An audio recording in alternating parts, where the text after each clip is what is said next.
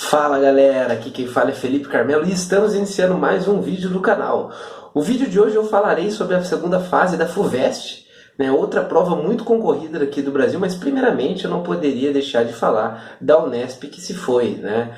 Agora aí para todos vocês que prestaram as provas da Unesp da segunda fase, acabou, não tem mais o que fazer, agora é só aguardar o resultado. Espero muito que vocês tenham ido bem, que vocês tenham assistido aos meus vídeos antes de realizar a prova, e se não assistiram aos meus, pelo menos que tenham estudado, assistido a outros vídeos, estudado bem, tenham se preparado bastante e tenham tido sucesso na prova.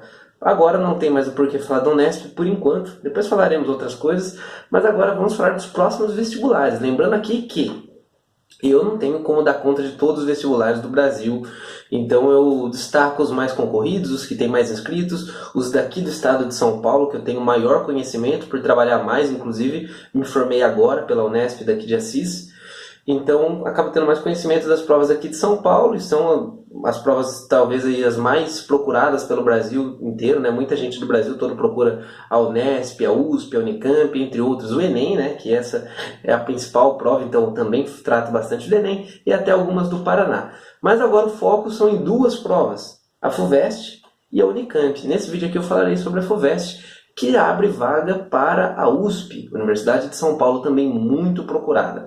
Então, se você tem interesse, continue assistindo e roda a vinheta. Terrorista!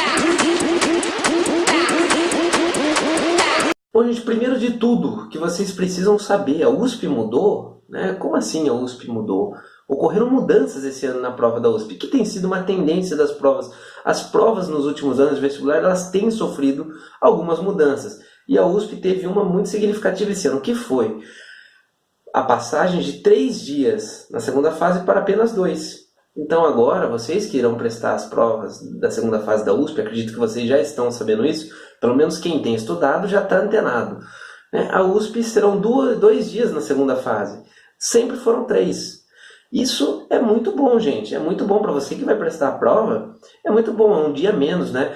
A segunda fase já é algo muito desgastante, se a gente pensar que você fica 3 dias seguidos fazendo prova, né, uma segunda fase, nervosismo e tudo mais, muitas vezes você tem que viajar para poder fazer, porque não tem na sua cidade, né? A Unesp ainda tem mais cidades que realizam as provas, a USP bem menos. Então às vezes não tem na sua cidade, você tem que ficar 3 dias fora, tem que pegar 3 dias em hotel e tudo mais gasto, então agora são 2. Muito menos desgaste. E a prova está numa tendência mais seletiva. Então a gente sabe, com essa reforma do ensino médio, né, que tem se falado dentro da política aí, a USP parece que tem acompanhado um pouco isso. Está procurando acompanhar um pouco isso e desgastar menos o aluno. Como assim, né? Então, por exemplo, vou pegar o meu exemplo. Eu vou prestar história, tá? Então no primeiro dia, lembrando que as provas ocorrerão nos dias 6 e 7 de janeiro, então, no primeiro dia, dia 6, todo mundo vai fazer a mesma prova, que são o quê? 10 questões de redação, perdão, gente, 10 questões de português e uma redação. Ah, então, beleza. Quanto tempo é tempo para fazer isso? 4 horas. O tempo relativamente tranquilo. Mesma média aí que tem a Unesp. A Unesp tinha 12 questões de redação e tinha 4 horas e meia.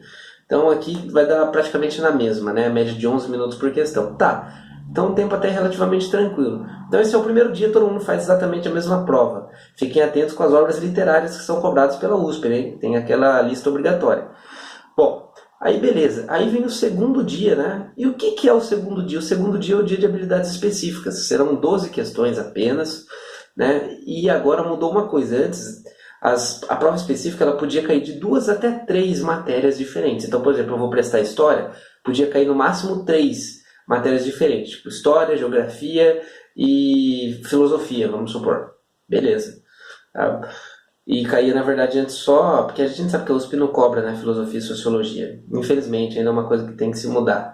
Mas, era no caso, o ano que eu prestei e eu passei na prova da USP, né, eu escolhi fazer o Unesp, mas eu entrei na USP. Eu fiz, no dia de habilidades específicas, eu só tive geografia e história. Então, eram 6 questões de cada. Agora, você pode ter até 4. Agora, você imagina, se você tiver 4 matérias para cair, serão 3 de cada, porque tem que dar 12 questões.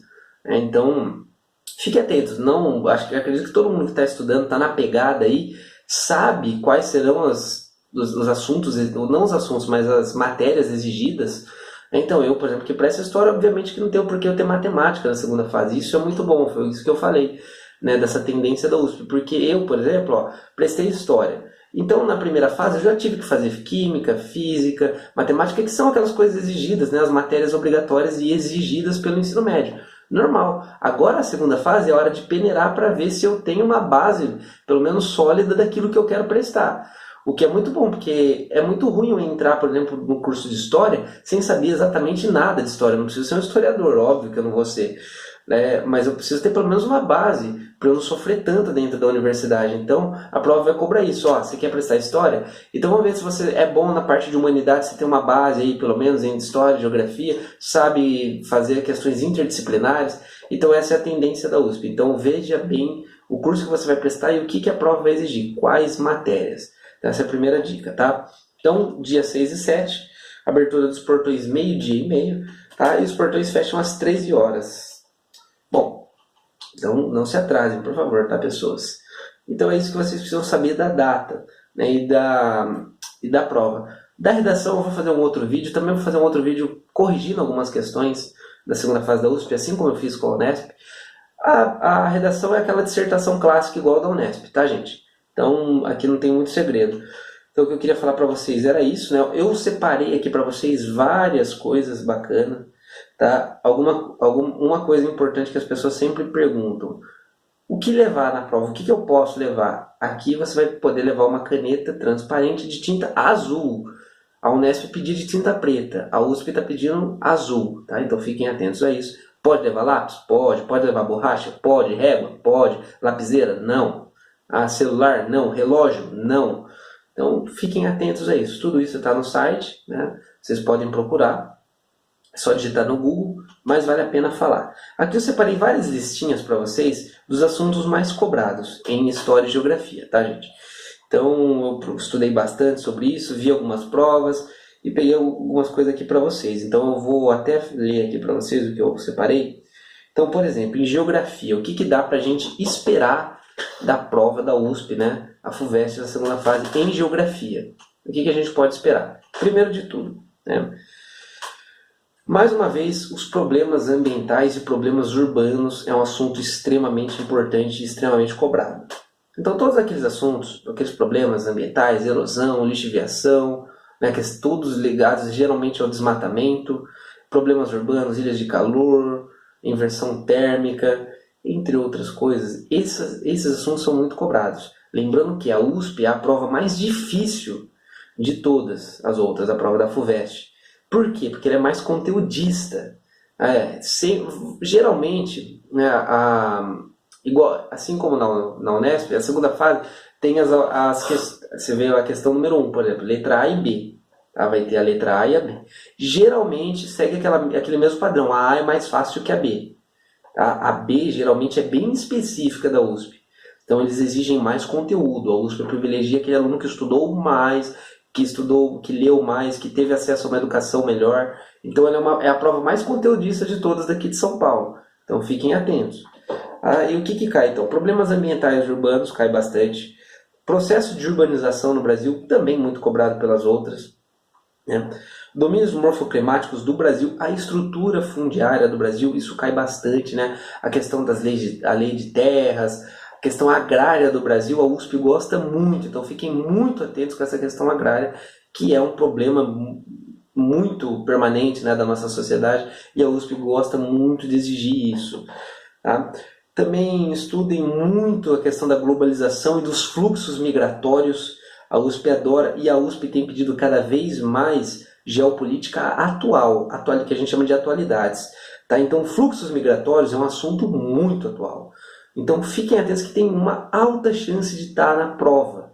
Você que vai prestar geografia, tem geografia na sua específica, preste muito atenção nisso. A globalização, a mesma coisa. A mesma coisa. Processo de globalização. A USP ela gosta de cobrar conteúdos atuais, inclusive dentro da história. Tá? Então não é só geopolítica, não. Dentro da história também gosta muito da história contemporânea. Eu vou falar agora, né? Então, quais assuntos de história que mais caem? Tá? Dentro da antiguidade eles gostam muito de Grécia e Roma. A USP gosta, sempre exige. Geralmente cai na primeira fase, mas às vezes aparece na segunda também. Feudalismo, crises da Idade Média, eles gostam bastante. Tá? E aqui uma outra dica, tá? Um assunto que muito provavelmente vai estar esse ano e que é muito importante, que a USP cobra muito dentro da história, iluminismo. Gente, se tem um século, na verdade eu falo 2 séculos para vocês estudarem para a prova da USP. O século XVIII, que é o século das luzes, questão do iluminismo, da Revolução Francesa, né, da queda do absolutismo, estudem muito bem isso, porque também é o período de origem das democracias liberais que a gente tem até os dias de hoje. Então, quando a gente fala em democracia, a gente sempre lembra da Grécia Antiga, mas lembrem do século XVIII. É aqui que tem a questão da liberdade, igualdade perante a lei, todos são iguais perante a lei, todas essas questões que vão dar origem às democracias liberais e influenciar as revoluções burguesas do século XVIII, como, por exemplo, a independência norte-americana. Então, estudem muito bem esse período, que a gente tem falado muito de democracia, as questões políticas aqui do Brasil, então uma aposta que eu tenho é esse assunto. O século XVIII, a questão do liberalismo econômico, estudem muito isso, com Adam Smith, e os iluministas. Tá? As revoluções burguesas, eles cobram bastante. A Revolução Francesa, a USP ama cobrar a Revolução Francesa, em específico. Tá? O imperialismo do século XIX é um assunto muito cobrado também. O neocolonialismo, chamado neocolonialismo, a questão da Inglaterra como potência naquele período, as disputas que vão desembocar na Primeira Guerra Mundial. Então a USP ela gosta muito do quê? De história contemporânea, a partir da Revolução Francesa para frente. Eles gostam muito de Guerra Fria, guerras mundiais, Revolução Francesa, globalização, fazem essa questão interdisciplinar com geografia e história, as questões atuais, Guerra da Coreia, enfim. Eles cobram muito essas questões, tá, gente? Bom, gente, o que eu tinha para falar para vocês nesse vídeo era isso. O próximo vídeo, fiquem atentos aqui no canal. Se você não está inscrito, se inscreva, porque o próximo vídeo eu vou resolver algumas questões de História e Geografia da USP, na segunda fase, para vocês verem como que essas questões são cobradas. Então, e também falarei mais sobre a redação. Então, por favor, fiquem atentos. Se você gostou do vídeo, deixe um like aqui embaixo. Espero ter ajudado. Deixem sugestões, por favor. Até a próxima, gente. Um forte abraço a todos.